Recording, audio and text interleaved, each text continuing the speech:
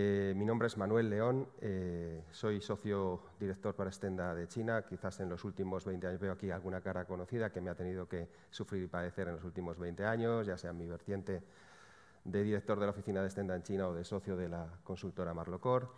Les damos la bienvenida, no solo yo, también está aquí la directora del Departamento de Desarrollo de Mercados para Asia, Paola Castro.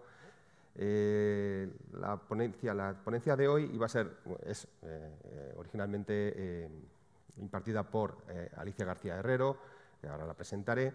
Ella, lamentablemente, en las últimas semanas nos ha comunicado la imposibilidad de poder estar físicamente hoy aquí porque le demanda su banco en otra ubicación y, por tanto, hemos procedido a grabar la ponencia suya. Por tanto, vamos a proyectar la ponencia y después pues tendré algunas aportaciones, algunas ampliaciones y quedaré también a su disposición para cualquier pregunta que tengan. Para presentar a Alicia García Herrero es economista jefe para Asia-Pacífico en Natixis, banco de inversión ubicado en Hong Kong, así como es una prestigiosa investigadora en 2 think tanks europeos, tanto Bruegel, basado en Bruselas, como el Real Instituto Elcano de Madrid, y es profesora de la Universidad de Ciencias y Tecnología de Hong Kong y asesora para distintas organizaciones internacionales y empresas en el Banco Asiático de Desarrollo, con la Autoridad Monetaria de Hong Kong, entre otros, y también es miembro del Consejo de Administración del Hong Kong Forum y del Consejo Asesor de un importante think tank llamado MERIX, así como fundadora de otros proyectos y sociedades en Hong Kong. Anteriormente, Alicia desempeñó los siguientes puestos. Fue economista jefe de mercados emergentes en Banco Bilbao Vizcaya, Argentaria, miembro del programa de investigación para Asia del Banco Internacional de Pagos en Hong Kong, directora de la División de Economía Internacional del Banco de España, miembro del Consejo del Comité Ejecutivo del Banco Central Europeo, economista jefe de mercados emergentes del Banco Santander y economista en el Fondo Monetario Internacional. Cuenta con un doctorado en Economía por la Universidad de George Washington y ha publicado más de 200 artículos en revistas y libros especializados. Como verán, ella nos va a dar una visión macroeconómica, desde un punto de vista macroeconómico, de cuál ha sido el impacto de la pandemia en China y cuál es la predicción de por dónde va a orientarse el desarrollo de la economía china en los siguientes años. Entonces, por tanto, vamos a dar paso a Alicia y bueno, después continuamos. Muchas gracias.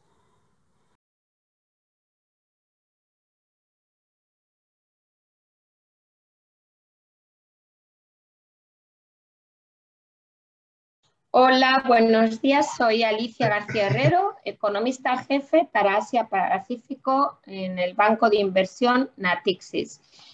Hoy estoy aquí para hablarles de la situación económica de China, enormemente importante dado a la fuerza con la que salió de la pandemia, la primera economía que entra y que sale de la pandemia. Y después de esa salida, lo que estamos viendo actualmente es que es una salida lenta y es muy importante porque puede marcar la pauta para el resto del mundo. Es decir, mucha fuerza al principio y después desaceleración. Y estamos viendo esto ya en Estados Unidos, estamos viendo lo mismo en Europa.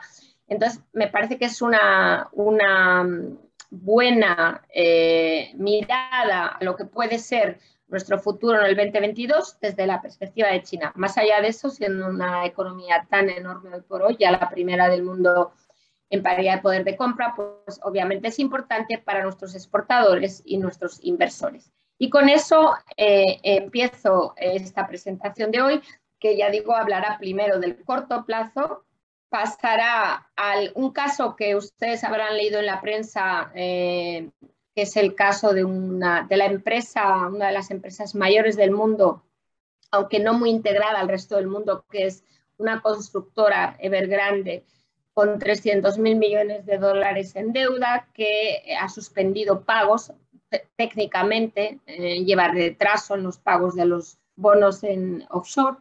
¿Y qué puede ocurrir? O sea, ¿cuáles son las consecuencias para el resto del mundo? ¿Es grave? ¿No es grave? ¿Cuál es el impacto en China? Hablaré de eso, algunos riesgos y la visión de China a medio plazo. La economía china ya digo, creció brutalmente en la salida del COVID, especialmente el primer trimestre de este año, porque fue cuando pegó más la pandemia, o sea, el inicio de la pandemia en China, enero, febrero, pero desde entonces se ha desacelerado muy rápidamente. Hemos tenido datos de sentimiento de manufacturing PMI como tenemos también en Europa, muy débiles, y ya no solo en el sector servicios, que uno podría entender que está relacionado con el COVID, sino incluso en el sector de las manufacturas. Esto es muy importante para el resto del mundo porque al final China es digamos, la fábrica del mundo, lo sigue siendo hoy más que nunca después de COVID. Si ese sector manufacturero se ralentiza, podemos tener más escasez de bienes y más riesgo de inflación en el resto del mundo. Por eso es un dato muy importante a tener en cuenta. Un punto enormemente importante a entender de la situación cíclica de China, que ya digo que es de desaceleración bastante rápida, es que esa desaceleración, digamos, se contrasta muy fuertemente con una demanda externa enorme. Es decir, China no es que no crezca porque el resto del mundo no importa de China, sino al revés. China crece sobre todo por el resto del mundo. El superávit comercial de China en el tercer trimestre del 2021 alcanza 4 puntos del PIB. Es comparable, un poco menos, pero comparable a Alemania o, digamos, a la situación europea. Lo que no ocurre en China es que el consumo y la inversión tiren como tiraban antes del COVID. Dentro de esa demanda externa, quiero hacer notar que viene fundamentalmente de Estados Unidos y Europa. Es donde más crecen las exportaciones chinas, es decir, en nuestro mercado, en el mercado norteamericano. ¿Es esto sostenible? Bueno, en motivos geopolíticos me harían pensar que no lo es, especialmente en Estados Unidos. Y también por el hecho de que el ciclo, sea en Estados Unidos que en Europa, se está desacelerando, como comenté anteriormente. Por tanto, la gran pregunta es cómo va a crecer China en el 2022, si este año la gran parte de su crecimiento se debe a la demanda externa y especialmente a Occidente. La pregunta aquí que les contesto es cuán débil es la demanda interna en China. Si uno mira el consumo, el mejor dato para ver las tendencias de consumo en China son las ventas al por menor, y son unas ventas que, aunque han crecido un poquito más fuerte en todo lo que es online, y esto es una tendencia generalizada en el mundo, pero sobre todo en China, donde siguen creciendo al 20%, niveles pre-COVID. En cambio, las ventas no online están creciendo bien por debajo de la situación pre-COVID. Es decir, que el consumo no se ha recuperado a los niveles anteriores al COVID. Esto es una gran preocupación para el gobierno chino. Uno podría decir, bueno, quizás sea por miedo, por incertidumbre, y uno pensaría que si ese es el caso, se va a recuperar. Pero es importante notar que la renta de las familias, el crecimiento se está desacelerando fuertemente ya desde el 2017. Es una tendencia que se acelera con el COVID, con un crecimiento de la renta disponible que para España les va a parecer muy alta, ya les aviso, pero que es baja para China, de alrededor del 5%. Durante muchos años, la renta disponible de China desde el 2008 creció muy por encima del PIB real. Entonces, hay aquí un efecto nuevo. Las familias chinas no ven ese futuro rosa de rentas que siguen aumentando rápidamente. Esto es un gran cambio que quizás explique algunas de las medidas que ha tomado el gobierno, como la prosperidad común recientemente, es decir, de apoyar una distribución más equitativa de la renta. En ese sentido, si uno ve que el consumo sigue débil, la pregunta es, bueno, ¿qué hay de la inversión? Que como sabemos es el gran motor de crecimiento de la economía china. Bueno, pues la inversión, ahí donde lo ven, está creciendo sobre todo en dos grandes sectores que son los que han empujado la inversión durante muchos años en China, que contribuyen entre los dos bastante más del 40% de la inversión, entre el 40 y el 50%, que son la infraestructura y el inmobiliario, el sector inmobiliario. Esto en España nos puede sonar un poco a déjà vu, ¿no? Pues un poco para que se hagan una idea, la contribución del sector inmobiliario en China es mayor, ha sido mayor durante muchos años de lo que fue en España antes del colapso de la burbuja. Es un sector absolutamente clave para la economía china. Y ahora está creciendo negativo, y esto se debe en buena parte a medidas tomadas por el gobierno para controlar más este sector, que es una de las fuentes más importantes de desigualdad de la renta, dado que solo el que tiene suficiente capital para hacer el pago inicial, que es enorme en China, entre 40 y 50%, puede acceder a ese mercado cuyos precios durante muchos años han aumentado brutalmente, ¿no? Entonces, el que se quedaba fuera, digamos, perdía capacidad adquisitiva enormemente. Con eso, digamos, hay un motor de crecimiento que se está agotando en China, que es el del sector inmobiliario. ¿Qué pensamos que va a ocurrir? Y por fin voy a darles alguna buena noticia, porque hasta ahora la verdad es que ha sido bastante negativa la presentación, pero realmente es la situación de la economía china. La buena noticia es que ya estamos empezando a ver en los datos que el gobierno chino, muy consciente de la situación y muy consciente de la importancia del año que viene, el 2022, un año clave desde el punto de vista del ciclo político, en el que el presidente Xi será reelegido. No sé si la palabra es elegido, pero bueno, dentro de lo que es la Asamblea Nacional y desde luego el Consejo de Estado, la idea es que, digamos, vaya más allá de su segundo mandato, y es importantísimo, como pueden ustedes imaginar, que la economía no se desacelere más allá de un cierto nivel. Entonces, esperamos que haya un impulso fiscal y monetario, en resumen. Entonces, con este impulso, la economía china, que pensamos que acabará el año ligeramente por debajo del 8%, es una tasa de crecimiento muy elevada, pero desde luego, de nuevo, un poco ficticia, porque viene de lo que llamamos un efecto base, es decir, un poco como ha pasado en el resto de Europa, de una recuperación a los niveles de actividad de antes del COVID. La clave es el 2022, donde ya no existe ese efecto. Entonces ahí pensamos que con este estímulo, desde luego no sin él, la economía china va a crecer alrededor de un 5%. Y eso es un crecimiento que ya, en nuestra opinión, es ya bastante optimista para la situación de China. Un 5% de crecimiento sigue ofreciendo enormes oportunidades a exportadores e inversores, no nos engañemos.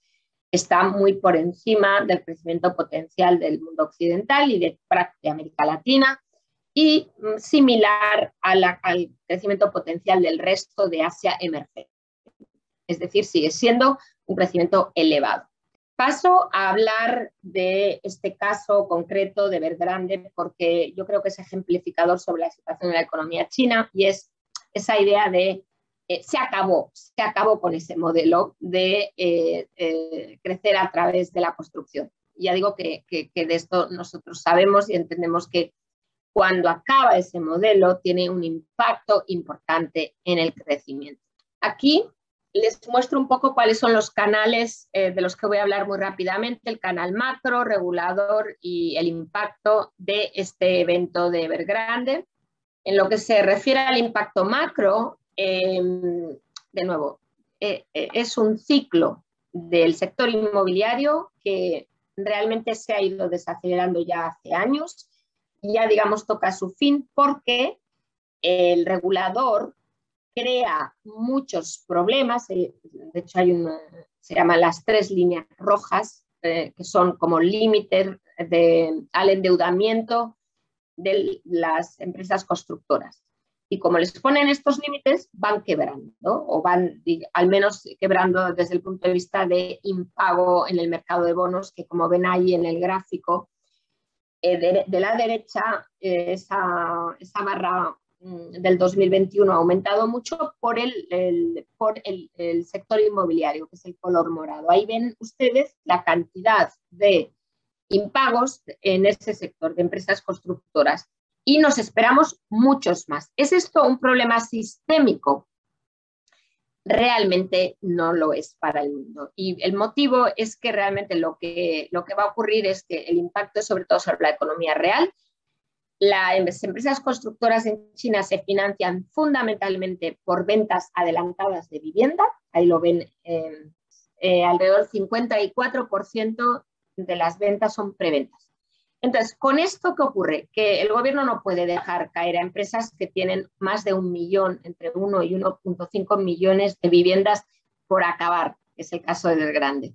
Entonces va a haber un bailout, una reestructuración forzada, pero desde luego sin que las familias chinas se queden sin esas viviendas. Paso a los riesgos. ¿Cuáles son los riesgos fundamentales de la economía china?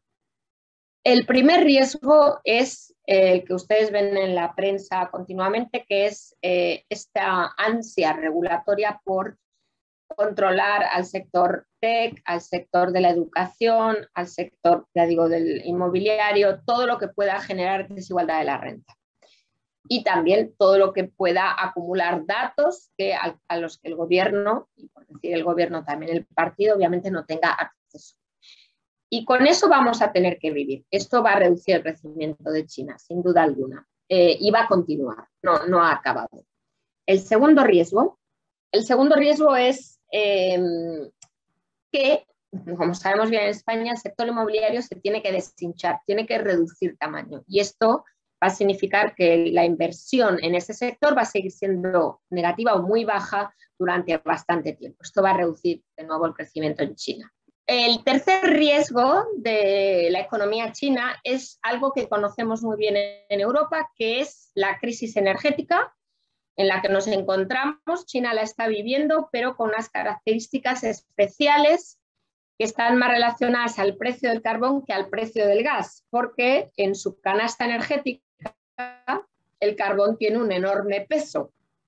Esto, como pueden comprender, no es algo fácil de explicar hoy en Glasgow en el COP26. Pero bueno, ese es otro tema. Por el peso del carbón en la producción eléctrica, ¿qué ocurre? Y además, por cierto, el hecho de que existen subsidios enormes, es decir, límites al aumento de los precios de la energía en China, lo que ocurre es que fundamentalmente las empresas eléctricas tienen grandes pérdidas porque no pueden pasar el aumento del coste a los usuarios, a los consumidores, pero lo que es aún más importante, no les queda otra que racionar el uso de la energía, de la electricidad, lo que reduce la producción manufacturera de China, como hemos visto en los datos que les mostré anteriormente, y lo que es un gran problema para el mundo porque revierte en inflación de bienes, que son los que importamos de China. Por tanto, esto es un riesgo, una realidad ya, pero que puede continuar muy, muy importante. El siguiente riesgo ya es externo. Los últimos dos que me quedan de cubrir son externos. Uno es la relación entre China y Estados Unidos, sin duda alguna no se ha normalizado, quiero dejar muy claro esto. Habrán ustedes escuchado encuentros de Biden con Xi, son encuentros que yo llamaría de de-risking, de reducción del riesgo entre China y Estados Unidos por motivos geopolíticos, sea Taiwán, sea, digamos, ahora el acuerdo del COP26 en Glasgow, es decir, intentar llegar a acuerdos. Pero no se han eliminado las tarifas arancelarias. Estados Unidos ha declarado que China no ha cumplido con sus compromisos digamos, dentro de lo que era la fase 1 del acuerdo comercial entre China y Estados Unidos. Por tanto, no piensen que esto está resuelto. No está resuelto y vamos a un mundo cada vez más diseccionado, separado desde un punto de vista tecnológico. Esto es muy importante para los exportadores, porque van a tener que tener en cuenta en qué entorno están vendiendo y de qué entorno vienen sus insumos, porque cada vez va a haber más restricciones digamos, a operar en ambos mundos. Yo ahora que estoy temporalmente basada en Taipei y veo las dificultades que tienen las empresas de semiconductores que exportan a China, les puedo decir que esto es un tema muy complejo y que hay que tener en cuenta. El último riesgo, Europa. Europa ha intentado, dentro de lo que es la independencia estratégica de Europa, sobrevivir en estas aguas turbulentas de las relaciones entre Estados Unidos y China. Pero cada vez más Europa tiene que, digamos, hacer frente a riesgos, digamos, ya que van más allá de esa independencia difícil de alcanzar, por cierto, sin tener independencia militar y no siendo una nación. Y por ese motivo Europa se ha lanzado en esta idea del Indo-Pacífico, que no ha sido tampoco muy bien recibida por Estados Unidos o muy bien apoyada. Como ustedes saben, Estados Unidos ha creado una alianza con Australia y el Reino Unido, ha excluido a Europa. Complejo para Europa porque no encuentra su lugar. Y entonces, para encontrarlo, tiene que girar más a Estados Unidos y, digamos, separarse más de China. No digo que esto sea el final, yo creo que China para nosotros es una gran oportunidad y hay que aprovecharla, pero hay que tener en cuenta el trasfondo geopolítico, la situación en la que nos encontramos. China ya hoy es una gran potencia económica, digamos, en paridad de poder de compra es el primer mercado del mundo, y digamos que China está para quedarse. O sea, para nada lo que voy a decir ahora significa que esto no sea un mercado a tener en cuenta, sino todo lo contrario, tan importante como Estados Unidos. Y dada la población de China a largo plazo, sin duda, ya desde el 2028, más que Estados Unidos. Lo que pasa es que no podemos pensar que China va a crecer como crecía en el pasado. Entonces, en ese sentido, lo que yo creo que tenemos que pensar es ¿qué tasa de crecimiento es razonable para que China pueda seguir viendo como un mercado, no potencial, un mercado relevante para nuestros exportadores? No tiene que ser muy alta porque, digamos, China fue creciendo como Estados Unidos. Ahora les voy a enseñar que China ya para la próxima década, 2030, puede que no crezca más de un 2,5%, que es el crecimiento de Estados Unidos. Ese es un problema. Bueno, el que pretendiera que iba a crecer 8% para el resto de la asistencia es un problema porque ha hecho mal sus cálculos. Pero en realidad es un crecimiento similar a Corea, a Estados Unidos, superior a la Unión Europea, superior a Japón. Entonces yo creo que hay que pensar en una China que ya no va a ser no sé, Disneylandia, es decir, no todas las oportunidades, no sé, que uno haya podido soñar, sino un mercado más maduro. Es ahí donde hay que pensar, pero con una renta per cápita superior. Es decir, el tipo de producto que va a pedir China va a ser cada vez de mayor calidad, porque es ahí donde se dirige. Y, por cierto, va a tener una estructura de compra diferente, de producto cada vez de más calidad. Y quizás no tanto productos, sino también más servicios. Esto es algo también a tener en cuenta. Entonces, esa China es con la que hay que pensar digamos, en la mente del exportador. Acabo por decir que, aunque el mundo es realmente muy complicado y estamos entrando en estos bloques de los que hablaba, estos ecosistemas, y Europa difícilmente va a poder quedarse en una situación neutral, lo que dificultará las relaciones comerciales e inversión con China, no lo niego, pero aún así es un mercado suficientemente importante, yo diría imposible de obviar. Y por tanto hay que conocerlo y entender cuáles son las oportunidades, evitando los riesgos, evitando algunos sectores que están sobredimensionados, el sector de la construcción, y siempre buscando el valor añadido, porque si no ya no va a haber espacio en esa economía para productos con menor valor añadido. Eso sería todo por mi lado y les agradezco la atención.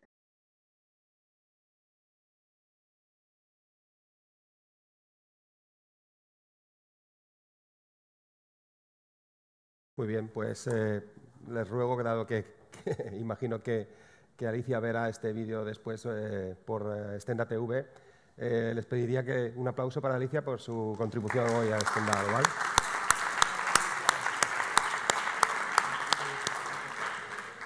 Muchas gracias, Alicia. Y para continuar, obviamente yo no puedo atender un turno de preguntas y respuestas en nombre de Alicia en función de lo que ella pudiera pensar respecto a las preguntas que ustedes hagan. Yo creo que la mejor manera que puedo aportar en esta conferencia de hoy es aportar también, continuar en la aportación de estas visiones de un modo, de cierta manera abstracto y en un ámbito un poco elevado y alejado de los detalles concretos. Tengo, por supuesto, estadísticas, les puedo decir cómo ha ido evolucionando la exportación y la importación de China en el último año y cuáles son los sectores y cómo están evolucionando, pero creo que un foro como Stenda Global es una oportunidad de reflexión para que reflexionemos sobre el itinerario de los mercados, ¿no? Y en este caso, en el caso del mercado chino. Bueno, como ustedes habrán visto, quizás se están preguntando cómo es posible que China esté interesada en detener su economía, de cierta manera, atentar sobre ciertos sectores que han sido motor de crecimiento en los últimos años, incluso contra algunas de sus empresas tecnológicas. ¿Por qué continúa implementando políticas como la del cero COVID, ¿no? que mantiene las fronteras cerradas? Para ese tema, que creo que es un tema que les interesa bastante, pues, sepan que las fronteras de China siguen cerradas a los extranjeros no residentes en el mercado. Incluso para los residentes, si no tienen las vacunas chinas, necesitan una carta de invitación del gobierno chino y se prevé, estábamos trabajando este verano pasado con el horizonte de que para el verano del año que viene, 2022, esta situación se solucionase y se abriesen las fronteras, pero los últimos inputs que tenemos y de la Administración española y de la comunidad internacional esto va a continuar durante todo el año 2022 y posiblemente también el primer semestre del 2023. Bueno, ¿por qué todo esto? ¿Por qué este giro y este cambio de tendencia? Bueno, si ustedes estuvieron ayer en la ponencia de Daniel Lacalle, en la inauguración de Stenda, pues verán que se apuntaban 3 retos para la economía española. Yo diría que esos 3 retos son 3 retos que tienen todas las economías del mundo ahora mismo y que son los problemas, los temas candentes a solucionar. Uno es el reto demográfico. En el caso de distintos países son distintos motivos, pero reto demográfico. El otro es el reto tecnológico, que decía Daniel que en el caso de España no estamos abordándolo, ni en Europa, y no se espera. Y el reto de la sostenibilidad. Bueno, pues estos son los retos también de China y estos son los retos que pretende atacar a través de una serie de políticas marco, de orientaciones, grandes políticas que voy un poco a desgranarles, ¿no? En el tema de la sostenibilidad, bueno, por empezar un poco por el que menos evolucionado está, bueno, tenemos un agresivo objetivo de neutralidad del carbono en el 2060 y de pico de emisiones de carbono en el 2030 prometidos por las autoridades chinas al mundo, y esto conducirá a 2 transformaciones desde el punto de vista de la economía china. Uno es la reducción de la capacidad instalada de industrias que son impulsadas por los combustibles fósiles. Estamos hablando sobre todo de la metalurgia, el acero, el aluminio, todo lo que tenga que ver con esto. Había una enorme capacidad instalada que se va a reducir porque se va a desincentivar. Y por otro lado, el desarrollo asombroso del sector de las nuevas energías. ¿Qué es lo que pretende el gobierno chino? Es pasar del anterior ciclo económico impulsado por el sector inmobiliario a un sector inmobiliario y la exportación, sobre todo la formación conjunta de capital fijo, sobre todo de infraestructuras e inmobiliario, y sector exterior, a un sector más basado en la economía verde y en la energía y en la innovación y la tecnología. Eso por la parte del reto de la sostenibilidad. Por el reto demográfico, y entrar en un tema que es muy amplísimo, bueno, China tiene el logro de haber pasado en los últimos 20 años de un 3% de clase media en la población a un 60%. 60% es un porcentaje de clase media similar al de Suecia. Si bien es cierto que en el caso de China, 2/3 partes de esa clase media es clase media baja, también el nivel de renta, los baremos que utiliza China no son los mismos de la OCDE, son rentas inferiores, pero sí es verdad que una 1/3 parte de esa renta, de esa clase media china, es clase media alta.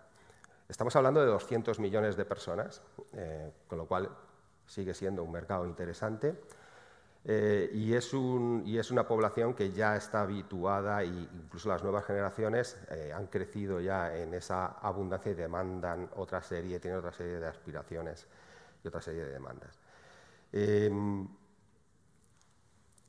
Sin embargo, en estos últimos 30 años se ha producido una enorme brecha en la distribución de la renta, y este es un tema que preocupa muchísimo en el Gobierno.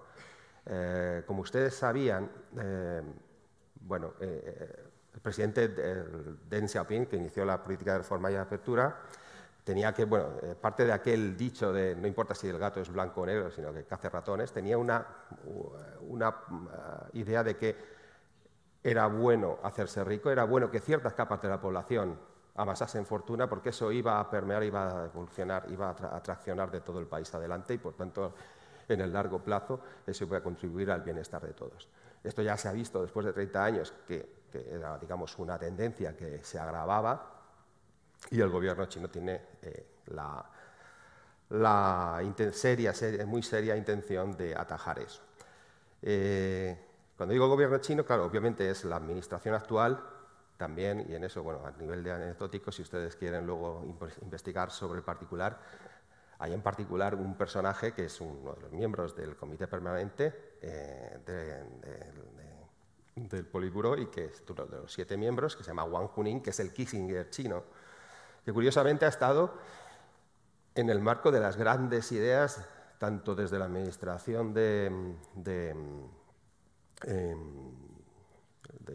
no de Xiaoping, siguiente Jiang Zemin, hasta de Hu Jintao y hasta del actual Xi Jinping. O sea, y es curioso porque estamos hablando de 3 facciones distintas, es curioso ese caso. Pero en todos había un elemento común, que era el de que China se estaba dejando influir demasiado por los valores occidentales. Él había tenido una beca, él era un liberal convencido en los años 80, pero había tenido una beca de investigación en una universidad americana en el año 88, y allí se llevó una impresión muy desfavorable sobre los efectos del liberalismo y del individualismo de las sociedades occidentales, ¿no? Para más, cuando volvió a China, justo estallaron los sucesos de Tiananmen, ¿no? Con lo cual se dio cuenta que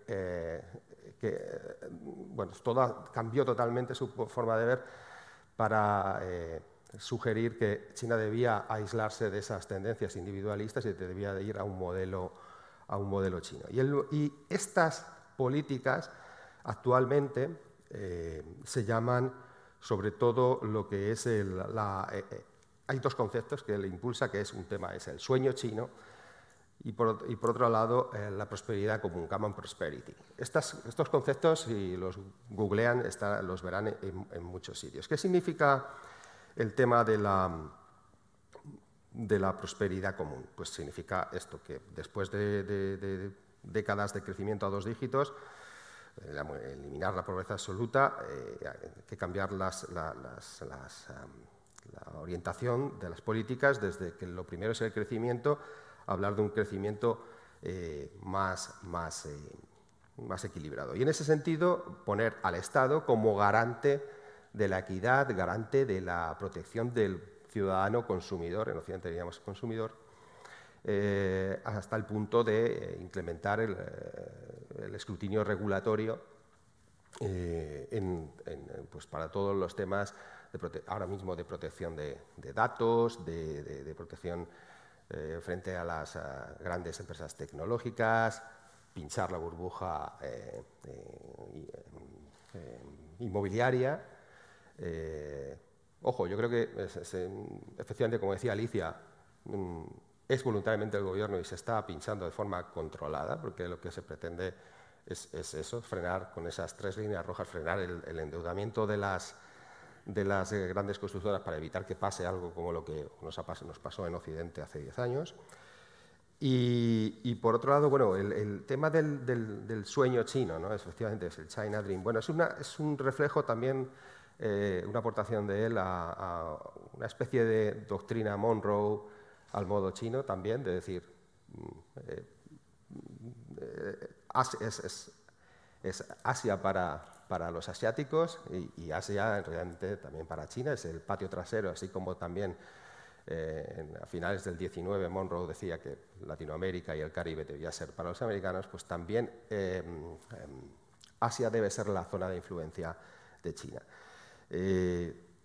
Definido como está definido, digamos, oficialmente, es restaurar a China a su posición natural en el centro del mundo, con un nuevo confucianismo que valora el orden sobre la libertad, la ética sobre la ley y el gobierno de la élite sobre la democracia y los derechos humanos. Había ya una doctrina similar, también por Wang Huning, en el gobierno de Hu Jintao, que era muy parecida, pero era el mundo armonioso.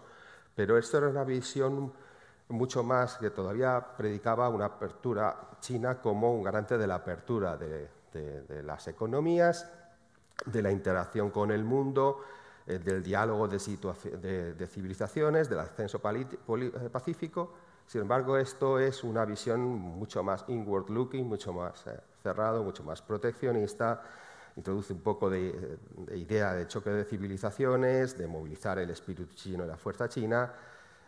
Y bueno, pues todo esto que tiene que ver con el sueño Asia-Pacífico para rehacer la región a la imagen de China, del pasado imperial de China. La idea subyacente es la de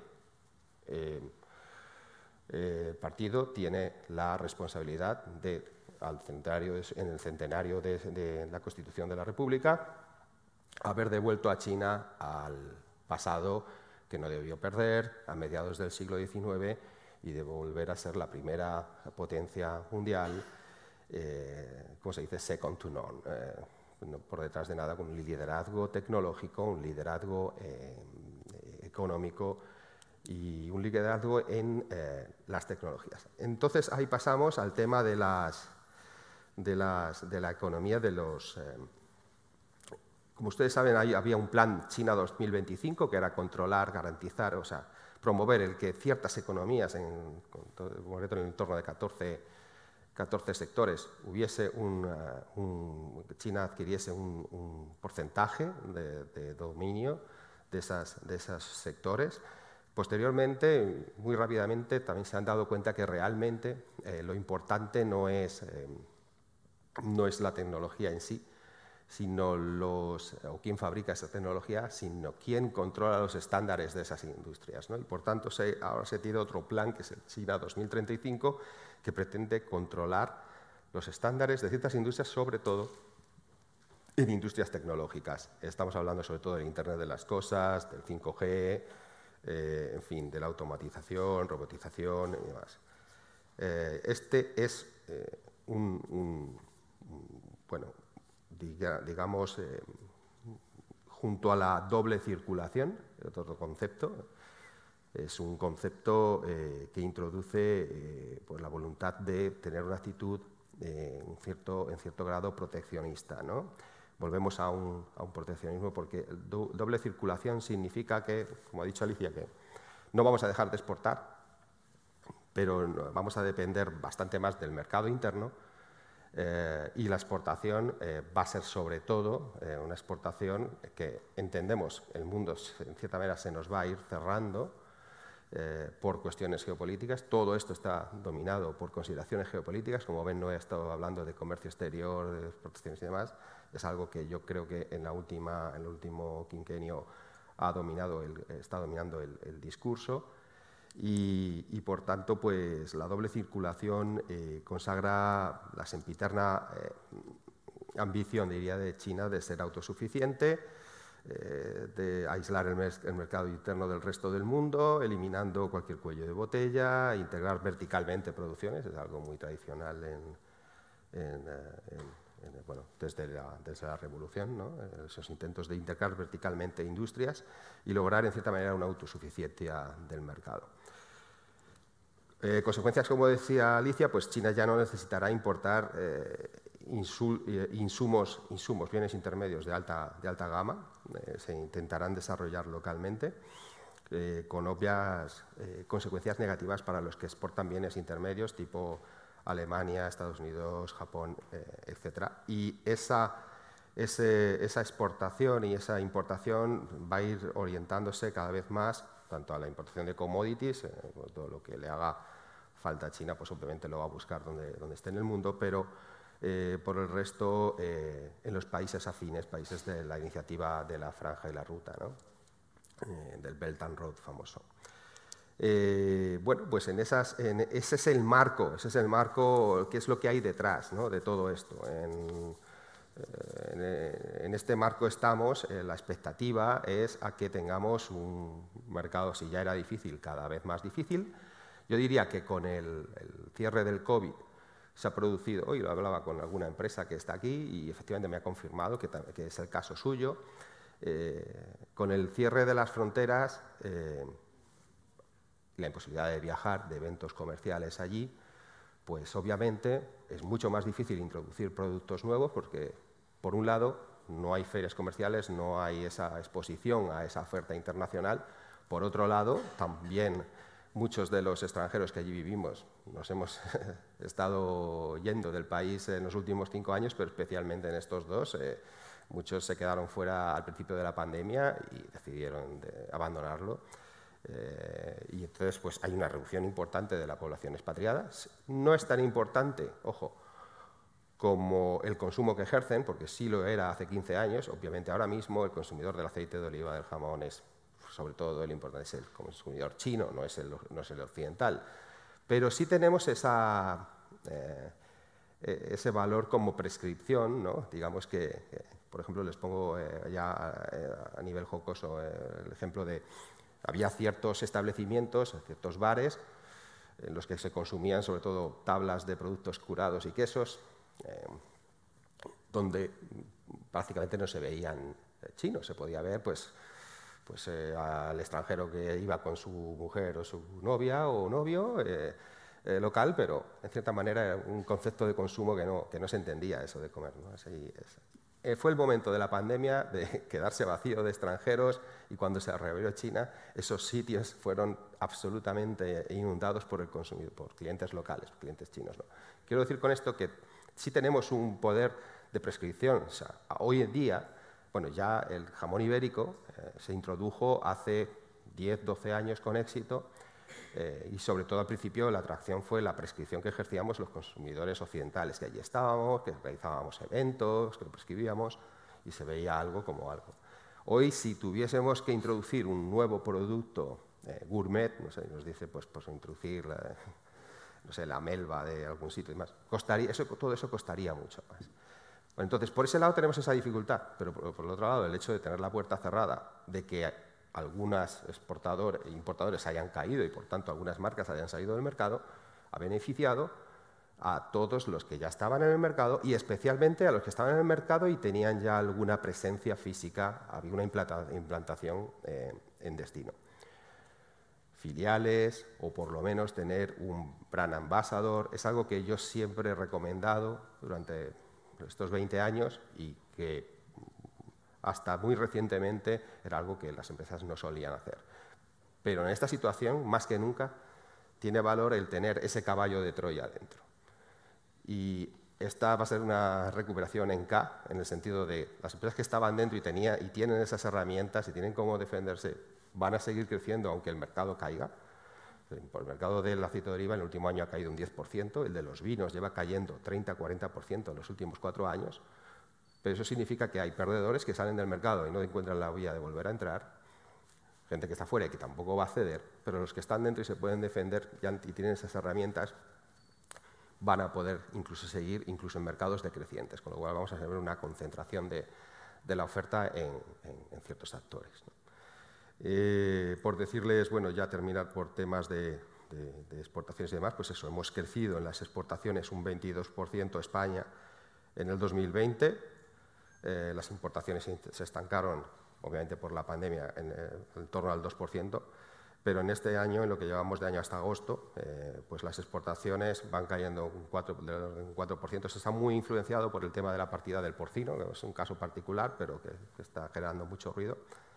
Y que bueno, pues con la recuperación de la cabaña, esto es un tema de commodity, ya no hace falta, se empiezan a buscar barreras no arancelarias para sacar empresas del mercado, deslistarlas de los establecimientos homologados y, por tanto, reducir la oferta extranjera y apoyar que los precios en destino, en el mercado local de China, se recuperen, ¿no? para beneficiar a los actores locales. Y en el caso de Andalucía, pues el año pasado nos cayeron las importaciones un 9%, pero tenemos una fuerte recuperación este año del 20%. Me hablarán ustedes de, bueno, ¿y cuáles son los sectores de oportunidad? Mire, detesto hablar de oportunidad porque creo que la malentendemos. Muchas veces cuando hablamos de oportunidad estamos pensando que nos están esperando que les digamos dónde está la lámpara de Aladino para cogerla, frotarla y materializar un negocio. En China todos son oportunidades, pero dependiendo para quién se las trabaje y para quien esté cualificado para trabajársela. Una cosa que no funciona es pretender ir a China a ser lo que no somos en nuestro mercado local o en otros mercados de exportación. El consumidor chino y el importador es extremadamente selectivo y sabe que tiene la capacidad de escoger los mejores operadores y tiene a todo el mundo ofreciéndole sus productos. Con lo cual, yo a algunas empresas de las que han venido esta mañana lo que les he recomendado es ve primero por otros mercados, crea casos de éxito, introdúcete en ciertos mercados aspiracionales para China, es decir, soy el líder de mercado en Angola y Mozambique. A lo mejor tengo un volumen enorme. Para el importador chino eso no tiene ese interés. Estoy hablando por productos de consumo, obviamente, ¿no? Pero si estoy en un mercado aspiracional tipo Japón, tipo Alemania, si mis productos están listados en estas cuentas o en esto, o eso es un vino y estoy en la carta de ciertos restaurantes, Michelin o cadenas de hoteles, todo esto tiene muchísimo valor y esto va a hacer que nuestro producto pueda tener esa oportunidad, pueda explotar esa oportunidad que existe, ¿no? Entonces, bueno, ahí dentro de esas oportunidades, obviamente, tenemos un problema también, España y Andalucía, de desacople entre lo que ofrecemos y lo que demanda el mercado, pero teniendo en cuenta ambas cosas, pues obviamente seguimos teniendo muchísimas oportunidades en el mercado agroalimentario. En el tema de la educación, que aunque es uno de los sectores afectados por este Common Prosperity, pues lo que se pretende es eliminar o dificultar elementos que crean élites y demás, pues hay una campaña muy agresiva contra la educación privada en China, sobre todo lo que es la educación, digamos, de clases por la tarde y demás de los chavales. Yo creo que los padres en China no son tontos, muchos se han educado fuera del país o han tenido la aspiración de hacerlo, no han podido y intentarán, en cuanto sea posible, continuar mandando a sus hijos a educarse en otros sitios, ¿no? No con la voluntad de quedarse, pero sí con la voluntad de tener la mejor educación. Yo creo que el sector de la educación va a continuar siendo muy importante. El sector, obviamente, hay sectores como el de la cosmética, que tienen un boom impresionante. Yo creo que también, en el caso de Andalucía, trabajamos bastante también el tema del mundo flamenco y demás, más que nada por las externalidades positivas que tiene para luego la promoción cultural y de producto. Y luego cualquier cosa que pueda hacer más competitiva y más autosuficiente a la economía china, como hemos visto. Entonces, por ejemplo, todo lo que pueda ser agritech o foodtech, todo esto, si tenemos realmente soluciones y tecnología que pueda servir, ese es el momento en el que yo creo que se pueden aceptar, ¿no? El tema de fertilizantes está funcionando estupendamente. Tenemos casos también de empresas como Andior que se están implantando localmente para dar servicios para cadenas de envasado de productos de alimentación, Todo esto va a tener enormes oportunidades, por cuanto eso va a fomentar la autosuficiencia del mercado chino, del consumidor chino y de las empresas en China, ¿no? Previendo ese aislacionismo. Y bueno, nada más, a partir de aquí, no sé si tienen alguna pregunta, yo puedo intentar contestarle lo que yo pienso o lo que creo que pensaría Alicia, y no sé si tienen alguna cuestión en concreto. Muchas gracias.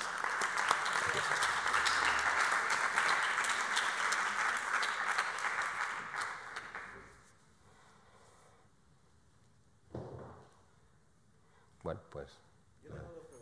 A ver, pues esas son difíciles. Una mayor precisión sobre el tema cárnico, porque yo acabo de estar en Málaga con alguna empresa del sector cárnico y efectivamente comentan que se está produciendo digamos, ralentización o decrecimiento, digamos, de lo que ha sido estos años anteriores, que por el tema de la cabaña, ¿no?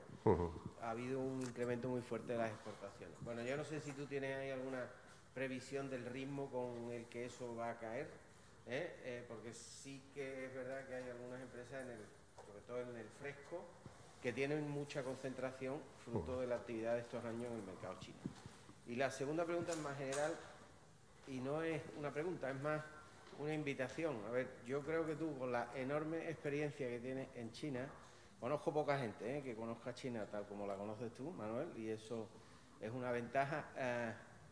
A mí me gustaría, yo sé que es difícil, pero me dé 4 claves de entrada, da igual el sector, de manera transversal, horizontal. 4 claves que hay que tener en cuenta a la hora de relacionarse en términos de negocio con un socio, con un distribuidor, con un cliente o con, bien, en definitiva, un colaborador. Muy bien, muchas gracias, Álvaro. Pues mira, en primer lugar, sobre el tema del cárnico. Nos parece una sorpresa que de repente estén cayendo las exportaciones de cerdo blanco, no estamos hablando de un producto de un gran valor añadido, sino de carne de cerdo, en canal o en grandes cortes a un mercado como China. Y nos parece raro. A ver, nadie se extrañó cuando hace 4 años esto empezó a pegar un boom, de repente, ¿por qué? ¿Cómo va España o proveedores europeos a hacerse cargo del consumo de un producto tan básico como el cerdo en un mercado tan grande como China? Es como el mundo al revés, ¿no? Es como, eso me llamaba más la atención en aquel momento. Y bueno, esto obviamente no va a ser sostenible, esto no puede ser así toda la vida, que estemos alimentando, digamos, a la población china desde Europa, ¿no? Lo que ocurrió efectivamente fue una crisis por la peste porcina africana en la cabaña de China, y por tanto hubo que sacrificar una parte importante de la cabaña. Esto hizo que la oferta local no fuese capaz de proveer más del 90% del consumo local. Ojo, no estamos hablando que cayese, sino que no llegaba a proveer el 90% del consumo local. Y por tanto, lo que hicieron las autoridades chinas es abrir la puerta, certificar, mandar sus inspectores a homologar establecimientos en origen para poder exportar a China. Un mecanismo de homologación de establecimientos es regulado, por el que en España llegamos a tener en torno de 30 y tantos establecimientos autorizados. Entonces, bueno, obviamente se ponen a trabajar en recuperar esa cabaña local y en hacer las cosas bien. Parte del problema era porque las cabañas de porcino estaban muy atomizadas en pequeños agricultores, y eso pues generaba que el control sanitario no fuese como debiese ser y demás. Con lo cual ahora sí hay un trabajo muy intensivo en industrializar en cierta manera eso, y unas inversiones importantes de los gobiernos en recuperar esa cabaña. Y eso se ha producido. Y en el momento que se ha producido, desde finales del año pasado ya veníamos viendo empresa especializada del sector, informes de Rabobank y demás, que la cabaña china se estaba recuperando. ¿Qué ha ocurrido? Pues que desde el verano para acá hay una campaña, podemos decir que obviamente es una campaña dirigida a convertir cualquier error en un motivo de exclusión de la lista de establecimientos homologados. En España han salido de la lista 7. Estamos hablando de grandes firmas. En Andalucía teníamos solo 3 establecimientos autorizados para exportar a China. Curiosamente, eso es un tema que, y sería una de las claves, es hay que hacer un esfuerzo, me pasó la segunda vez, un esfuerzo en cumplir con todo el compliance, en registrarnos, en tratar de estar ahí, porque ¿cómo es posible que Andalucía solo tenga un establecimiento de ibérico? O sea, todos reconocemos a Andalucía como una potencia en la producción y exportación de ibéricos. ¿Por qué solo tenemos una? Obviamente también porque el inspector chino tiene más interés en visitar a un productor de carne fresca que a un productor de ibérico. Lo que íbamos intentando las autoridades españolas es, pues cada 3 plantas de carne fresca, a lo mejor introducir una de ibérico. Pero solo tenemos una. Tenemos muchos proveedores de la zona de Salamanca, de Gerona, de Aragón, de jamón, y nosotros solo una. Entonces, bueno, en ese sentido, eso es una tarea pendiente que tendríamos que tener. Y eso lo extiendo a los productos de la pesca, a los registros de exportadores, todas las formalidades que hay que cumplir y que muchas veces por pereza a lo mejor no dejamos, va, entonces lo dejo, no estoy ahí. Entonces, bueno, eso es lo que ha ocurrido. Entonces nos encontramos con que algún proveedor que tenía ya el 70% de la producción en exportación a China, pues esa exportación se le ha caído de repente, a cero, ¿no? Porque de un día para otro te quitan la homologación, te sacan de la lista de establecimientos homologados. ¿Eso qué previsión hay?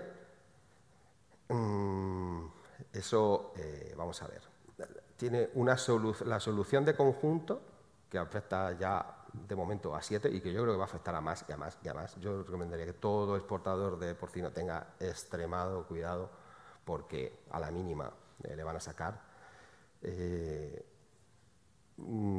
La solución de conjunto no se va a solucionar hasta dentro de un par de años. Yo creo que los problemas de cabaña además volverán, pero no volverá a ser lo de antes y sobre todo va a involucrar una solución de Estado. Nosotros en eso tenemos muy poca fuerza, en el sentido de que, claro, son cuestiones de Estado a Estado y que se tratan a través del Ministerio de Agricultura y la Consejería de Agricultura en la Embajada de Pekín. Pero ellos mismos me reconocen que hemos trasladado los expedientes de subsanación, pero en fin, todavía se está incluso esperando a que les contesten de alegaciones de cuestiones desde el año pasado. Tenemos el caso de una empresa en Jaén, estos son chacinas ibéricas y demás, que ha entregado toda la documentación en noviembre del 2020, aprobada por el Ministerio Español, trasladada a autoridades chinas, y todavía tenemos silencio administrativo, no hay ese interés, ¿no? Entonces, la resolución va a ser bastante a largo plazo, a menos que se individualice el caso lo más posible y se trate de defender que ha sido un error. Ahí, en ese caso que comentas, yo lo que, a través de nuestro consejero delegado, lo que es recomendado es una labor un poco de lobby local dentro de la Administración española para que se trate de empujar una solución a ese tema en concreto. Pero la solución al conjunto del sector está bien complicada porque ahora mismo no hay esa necesidad en China. Y esas claves que te decía después, bueno, lo de tomarse en serio el cumplir para estar ahí, el de ir muy preparado sobre tus argumentos de venta, de por qué tendría que considerar un importador chino tu producto, ¿no? También tener en cuenta que bueno, muchas veces el importador se comporta más bien como un agente logístico, ¿no? Pero que todo lo que es el desarrollo que te puede llegar a hacer, pues una promoción de ventas o cualquier tema de trade marketing, pero que el desarrollo marquista, eso siempre es responsabilidad vuestra, es responsabilidad nuestra del exportador en origen, y que eso es algo importante que hay que aprovechar, y que si lo dejas al importador o no lo hace o lo hace mal y te traslada una imagen errónea, ¿no? Y bueno, pues como decimos allí, como dicen ellos, es business is the bottom line of friendship, ¿no? Todo esto del quansi está muy bien y obviamente el contacto físico cara a cara es importante, pero al final, fijaos, hace 20 años cuando hacíamos agendas y muchas veces, bueno, no había ni estructuras de distribución organizadas. Yo llegaba a llegar en aquellos años, 2002-2003, a un exportador de aceite de oliva, a un señor que importaba materiales de construcción y alfombras, porque también estaba metiéndose en el tema del aceite de oliva y demás. Hablamos de los tiempos en los que la importación mundial de aceite de oliva de China eran menos de $1 millón, eran $700.000. que ahora son unos 100 millones y demás. Y tenemos una cuota de mercado del 80%, cosa que en aquel momento no teníamos. ¿Por qué te contaba esto de del importador? La amistad, sí. Bueno, pues mira, se me ha ido esta atención, no sé por qué te iba a decir lo de el business is the bottom line of friendship. Bueno, sí, porque en aquellos años, obviamente, el importador sentía que, mira, no tengo mucho mercado para tu producto, con lo cual eran ellos los que te trasladaban una idea de el mercado chino lo importante es la paciencia, vamos a largo plazo, tienes que tener paciencia, vamos a colaborar, vamos a cooperar. Ojo, para mí la paciencia es un eufemismo. Yo creo que en China lo importante no es la paciencia, es la persistencia, que es una actitud activa. La paciencia es una actitud pasiva. La paciencia puede decir, bueno, le mando un email, voy a esperar. Muchas veces decimos PRC, People's Republic of China. PRC significa Patience, Relations and Cash. Entonces, bueno, esa paciencia tiene que transformarse en persistencia, ¿no? Y en aquellos años ellos decían, no, paciencia tal. Sin embargo, y entonces nos hemos acostumbrado a ir a China y a pensar que, bueno, que son seres místicos de luz y que tenemos que hacer Baotou y que tenemos que entrar a las llaves y tenemos que decir, no, yo tengo una estrategia a largo plazo, tranquilo y demás. Yo creo que actualmente ya ha cambiado mucho el cuento y si yo soy un importador chino, lo que quiero percibir es, usted me está trayendo un negocio real, actual y que me ayuda a enriquecerme en el máximo plazo posible. Con lo cual usted me tiene que traer un modelo de negocio, me tiene que decir, le traigo una oportunidad de negocio, no le traigo un producto, le traigo una oportunidad de negocio que funciona en este y este mercado porque tengo este y este referente, estas credenciales, y esto se lo ofrezco a usted y usted está delante de una oportunidad. Y trasladar que, bueno, en cierta manera, obviamente esto es más difícil con un commodity, pero con un producto de valor añadido y margen, pues es lo que habría que intentar. Entonces, pasar de la mentalidad de estamos ofreciendo un producto, porque China ya te va a intentar comoditizar muchísimo. Al final, el negocio de la leche, de la cerveza, se convierte en un commodity. Los vinos se defienden por las denominaciones de origen. El aceite de oliva ha pasado también, se ha convertido bastante en un negocio financiero y de commodity. Y hay que defenderse con esas armas. Y esas armas son quién soy yo en el resto del mundo. Y eso no se puede improvisar de hoy para mañana. No puedo, creo una distribuidora aquí, colaborando con la mazara de mi pueblo, creo unas botellas bonitas, tal. Eso hay muchísimos casos.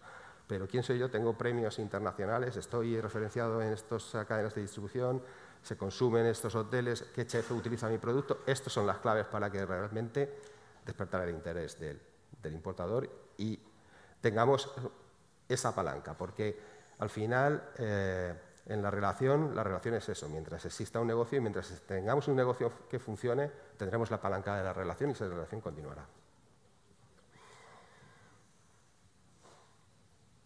Y yo creo que nos hemos ido de tiempo, ¿no? No sé si. Bueno, pues muchas gracias a ustedes.